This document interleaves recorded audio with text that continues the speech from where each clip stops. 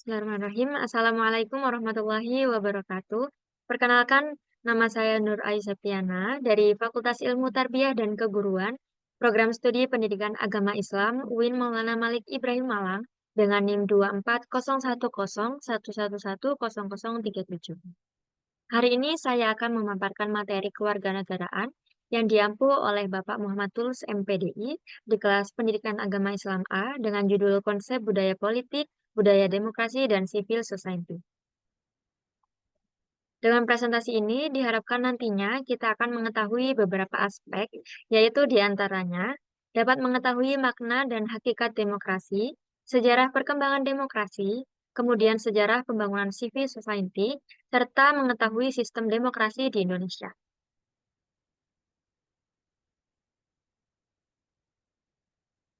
Langsung saja, untuk materi yang pertama, mengenai makna dan hakikat demokrasi. Demokrasi adalah sistem pemerintahan yang memberikan kekuasaan tertinggi kepada rakyat. Dalam sistem ini, rakyat memiliki peran aktif, baik secara langsung maupun melalui wakil-wakil yang mereka pilih untuk menentukan kebijakan negara. Demokrasi ini sangat penting karena mengedepankan nilai-nilai kebebasan, keadilan, dan juga kesetaraan, di mana setiap warga negara memiliki hak yang sama untuk menyampaikan pendapat, memilih pemimpin, bahkan dipilih untuk menjadi seorang pemimpin. Secara sederhana, demokrasi bisa kita pahami sebagai pemerintahan dari rakyat, oleh rakyat, dan untuk rakyat, yang menjunjung tinggi partisipasi aktif serta keadilan bagi semua pihak. Selanjutnya adalah sejarah perkembangan demokrasi di Indonesia. Perjalanan demokrasi di Indonesia ini, seperti yang kita ketahui bersama, masanya cukuplah panjang, dan di sini terbagi menjadi 4 periode utama. Yang pertama, demokrasi parlementer dari tahun 1945 sampai 1959. Pada masa awal kemerdekaan, Indonesia menerapkan sistem parlementer, namun sering terjadi konflik antar partai politik yang menyebabkan pemerintah seringkali tidak stabil. Kemudian yang kedua, demokrasi terpimpin, yaitu tahun 1959 sampai 1966. Melalui dekret Presiden pada tanggal 5 Juli tahun 1959, Presiden Soekarno membawa Indonesia kembali kepada Undang-Undang Dasar 1945. Pada masa ini, kekuasaan terpusat pada Presiden dan terjadi kebebasan rakyat yang mengalami pembatasan yang cukup signifikan. Kemudian yang ketiga, yaitu demokrasi Pancasila, terjadi tahun 1966 sampai 1998. Era ini disebut juga sebagai era Orde Baru di bawah kepemimpinan Bapak Soeharto. Meskipun demokrasi dijalankan secara formal, tapi kenyataannya penuh dengan kontrol yang ketat. Pemilu tetap dilaksanakan, tetapi tidak sepenuhnya bebas dan juga adil. Yang terakhir adalah reformasi dan demokrasi modern, yaitu dari tahun 1998 sampai saat ini.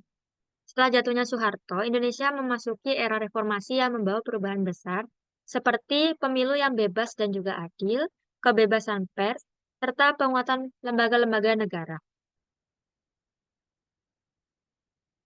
Selanjutnya adalah pembangunan civil society di Indonesia. Civil society atau masyarakat sipil berperan penting dalam memperkuat demokrasi di Indonesia. Masyarakat sipil mencakup organisasi masyarakat, komunitas lokal, kelompok keagamaan, hingga media independen. Perjalanan pembangunan civil society ini dimulai sejak masa pergerakan nasional ketika organisasi seperti Budi Utomo dan Sarekat Islam muncul untuk memperjuangkan kepentingan rakyat melawan penjajahan. Namun pada masa Orde Baru, perkembangan masyarakat sipil ini mengalami hambatan karena pemerintahan otoriter, di mana pemerintahan otoriter ini sangat membatasi kebebasan berserikat maupun berekspresi. Lalu setelah reformasi pada tahun 1998, masyarakat sipil ini berkembang pesat dengan munculnya berbagai organisasi yang mendampingi isu-isu penting seperti hak asasi manusia, pemberantasan korupsi, pendidikan, lingkungan hidup, hingga perlindungan konsumen. Meskipun masih ada tantangan seperti keterbatasan pendanaan atau tekanan politik tertentu, peran masyarakat sipil ini terus berkembang menjadi elemen penting dalam mewujudkan pemerintahan yang adil dan juga transparan. Yang terakhir yaitu demokrasi dalam sistem NKRI. Demokrasi dalam sistem negara ini berlandaskan pada kedaulatan rakyat sesuai dengan nilai-nilai Pancasila dan juga Undang-Undang Dasar 1945.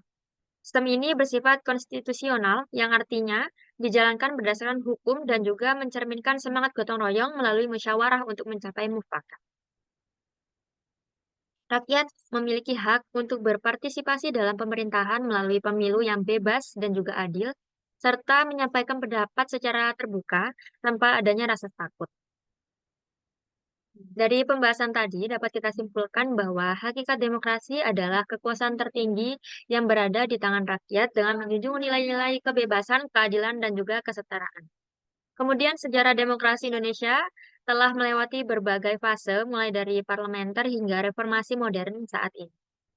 Selanjutnya, pembangunan civil society menjadi elemen penting dalam memperkuat demokrasi meskipun masih menghadapi berbagai tantangan hingga saat ini. Sistem demokrasi NKRI berakar pada budaya bangsa yang menjunjung tinggi Pancasila serta kedaulatan rakyat dalam kerangka hukum. Mungkin cukup sekian atas presentasi yang dapat saya sampaikan. Semoga bermanfaat dan apabila ada pertanyaan maupun kritik dan juga saran dapat ditulis di kolom komentar. Sekian dan terima kasih. Saya akhiri untuk presentasi pada kesempatan ini. Wassalamualaikum warahmatullahi wabarakatuh.